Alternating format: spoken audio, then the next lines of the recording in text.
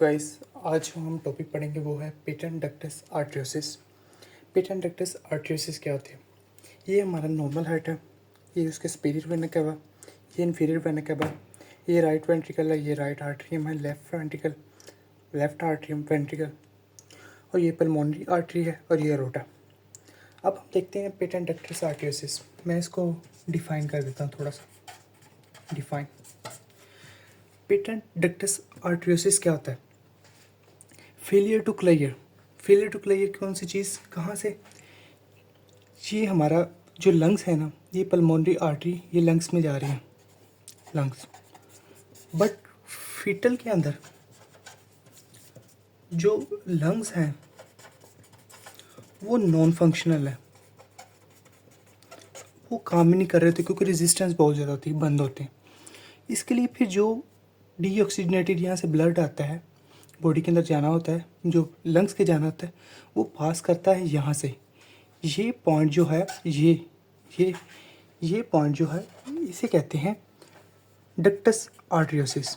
Ductus आर्टरियोसिस, इसे कहते हैं डक्टस आर्टरियोसिस।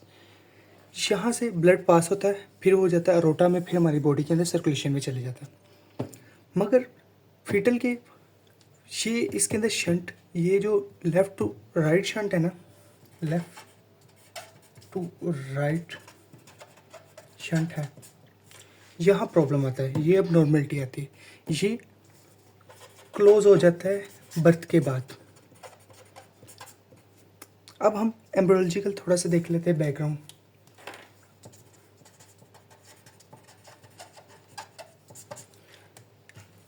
पल्मोनरी आर्टरी कनेक्ट होती है अरोटा के साथ, और ये क्या करते हैं, बाईपास करते हैं लंग्स को, और ये बॉडी के सर्कुलेशन में दाखिल हो जाती है।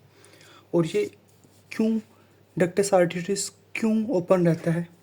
डक्टस आर्टरियोसिस क्यों ओपन रहता है?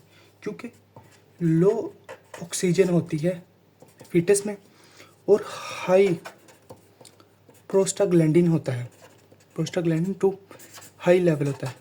हाई लेवल की वजह से ये ओपन रहती है डक्ट। और postnatal clear, foetus baby के पैदा होने के बाद ये क्लोज हो जाती है। क्यों क्लोज होती है? क्योंकि ऑक्सीजन लेवल इंक्रीज़ हो जाता है, ऑक्सीजन इंक्रीज़ होगी और प्रोस्टाग्लैंडिन टू डिक्रीज़ हो गया, जिसकी वजह से ये क्लोज हो जाती है। और ये फिर चेंज हो के ये डक्टस आर्टरियोसिस चेंज हो जाती है। फिर ये क्या बनती है?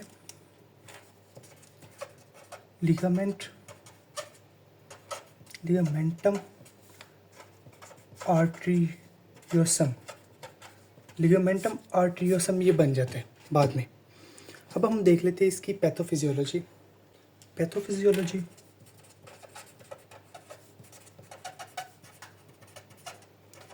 पैथोफिजियोलॉजी में देखते हैं हम कि हमारा जो लेफ्ट टू राइट जो शंट बन गया ना, ओपनिंग बन गई है, ये पल्मोनरी आर्टरी से रोटा जो ओपनिंग बन गई है, इसकी वजह से क्या होता है, जो रोटा से ब्लड ऑक्सीजनेटेड जा रहा होता है वो इधर पास होना शुरू हो जाता है। जब ये पास होगा तो किधर जाएगा? पल्मोनरी आर्टरी में। पल्मोनरी आर्टरी में इंक्रीज़ हो गया ब्लड का लेवल। जब ये ब्लड का लेवल यहाँ इंक्रीज़ होगा तो फिर लंग्स में भी इंक्रीज़ होगा। जब लंग्स में इंक्रीज़ होगा तो फिर कहाँ इंक्रीज़ होगा? हमारी राइट साइड पे इंक्रीज़ होगा, और राइट साइड से फिर कहाँ जाएगा? हमारे फिर सर्कुलेशन में जाएगा, फिर लेफ़्ट साइड पे, सारा घूम के लेफ़्ट साइड पे जाएगा, राइट साइड से ओके, फिर हमारे जाएगा लंग्स में फिर कहाँ जाएगा? लेफ़्ट साइड पे। और लेफ़्ट साइड पे प्रेशर सारा इंक्रीज़ हो जाएगा, लेफ़्ट साइड पे बहुत ज़्यादा प्रेशर हट के इंक्रीज़ हो जाएगा, जिसकी वजह से क्या होगा? एक तो होगा पल्मोनरी ओवर सर्कुलेशन,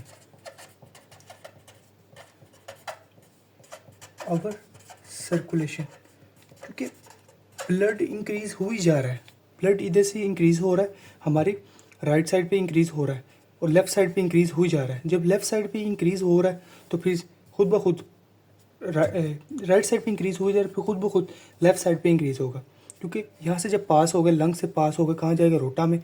और रोटा से पहले कहाँ जाएगा? लेफ़्ट साइड पे आर्टरियम में, वेंट्रिकल में। और जो वेंट्रिकल में इंक्रीज लेवल होगा, क्यों हो रहा है? क्योंकि ये आर्टरियम खुला हुआ है, और जहाँ से ये शंट है तो फिर ये इंक्रीज़ होगा, फिर क्या होगा, पल्मोनरी अवर सर्कुलेशन, पल्मोनरी अवर सर्कुलेशन होगा, फिर CHF हो जाएगा, congestive heart failure, congestive heart failure कि ब्लड का लेवल इंक्रीज हो गया पूरे हमारे लंग हार्ट के अंदर, ब्लड का लेवल बहुत ज़्यादा इंक्रीज होगा, जिसकी वजह से हार्ट का साइज भी इंक्रीज होगा। फिर ये क्या होगा, लेफ्ट साइड जो है उसका ओवर ओवर वॉल्यूम हो जाएगा, और जिसकी वजह से क्या होगा, डायलेशन। कहाँ डायलेशन होगी, लेफ्ट वेंट्रिकल होगा, ये इसका साइज इंक्रीज हो जाएगा, लेफ्ट वेंट्रिकल का साइज इंक्रीज हो जाएगा। और ये क्यों होते हैं, कॉजेस क्या है इसके, क्यों ये सारा कुछ हो रहा है। कॉजेस में pre maturity,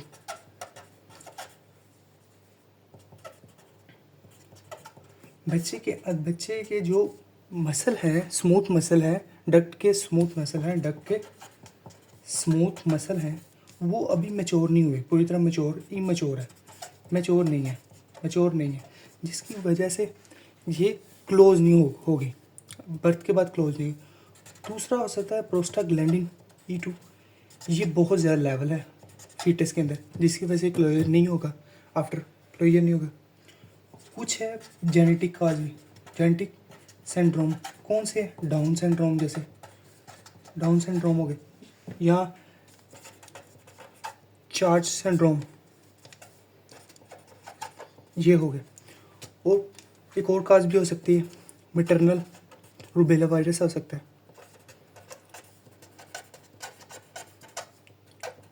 maternal rubella virus increase है, वायरल इन्फेक्शन की वजह से भी ये डक्टस आर्टरियोसिस खुला रह सकता है।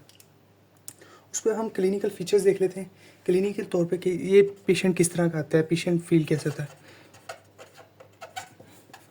क्लिनिकल फीचर, पहले तो एसिम्टोमेटिक होगा, वो एसिम्टोमेटिक होगा जिसका मतलब कि जो डक्टस आर्टरियोसिस है बहुत स्मॉल है, खुली बहुत थोड़ी, मतलब कि एंड पे है, मतलब कि स्मॉल बहुत है, जिसकी वजह से ये फील ही नहीं हुआ एसिम्टोमेटिक। ये सिम्टोमेटिक है, सिम्टोमेटिक पेशेंट है, उसके अंदर मरमर की साउंड बहुत आएगी। क्यों आएगी, क्योंकि लेफ्ट वेंट्रिकल का साइज इंक्रीज हो रहा है, ब्लड बहुत स्पीड से आ रहा है, आई जा रहा है, हार्ट को तेज़ी से पंप करना पड़ रहा है, जिसकी वजह से मरमर की साउंड बहुत ज़्यादा आएगी, मरमर की साउंड आएगी। उसके कंजेस्टिव हार्ट फेलियर की साउंड आएगी, टैकी कार्डिया या टैकीपीनिया। टैकीपीनिया में सांस जो होती हैं, ब्रीथ जो होती है, बहुत स्पीड से आएगी, और टैकीकार्डिया हार्ट बहुत स्पीड से, अरिथमिया मतलब कि बहुत स्पीड से धड़कन करेगा, तेज़ करेगा ये, और पूर फीडिंग आएगी, पूर फीडिंग, इस बच्चे में पूर फीडिंग हो, फीड नहीं करेगा। ये होगी इसकी कुछ फीचर्स। हम देख लेते हैं, इसके बाद हम देख लेते हैं इसका डायग्नोस कैसे करेंगे। डायग्नोस कहाँ करें, डायग्नोस के तौर पे हम देखते हैं, इको करेंगे तो हमें साफ तौर पे ये डक्ट है ना, ये दिखाई देगी, खुली दिखाई देगी हमें, और लेफ्ट वेंट्रिकल का साइज़ इंक्रीज दिखाई देगा, लेफ्ट वेंट्रिकल का साइज़ इंक्रीज दिखाई देगा इको के अंदर। चेस्ट एक्सरे करेंगे तो उससे पता चलेगा कार्डियोमेगाली, दिल बड़ा हो गया। इको में ये भी चीज़ आएगी कि हमारी जो इको है ना, मतलब कि हार्ट की पंप एबिलिटी है वो कम होगी, क्योंकि लेफ्ट वेंट्रिकल का साइज़ डिक्रीज़ हो गया, एजिक्शन फ्रिक्शन नहीं, जैसे कहते हैं हार्ट पंपिंग की एबिलिटी कम होगी। चेस्ट एक्सरे में कार्डियोमेगाली होगी, पल्मोनरी एडिमा हमें दिखाई देगा कि चेस्ट के अंदर, हमारी पल्मोनरी के अंदर सारा ब्लड जमा हो रहा है, बहुत ज़्यादा जमा हो रहा है। और ईसीजी में लेफ्ट वेंट्रिकल इंक्रीज साइज होगा, हाइपरट्रॉफी होगा, दिखाई देगा। मेडिकल तौर पे इसका हम ट्रीटमेंट देख लेते हैं। मेडिकल ट्रीटमेंट में आइब्रूफन, इंडोमेथासिन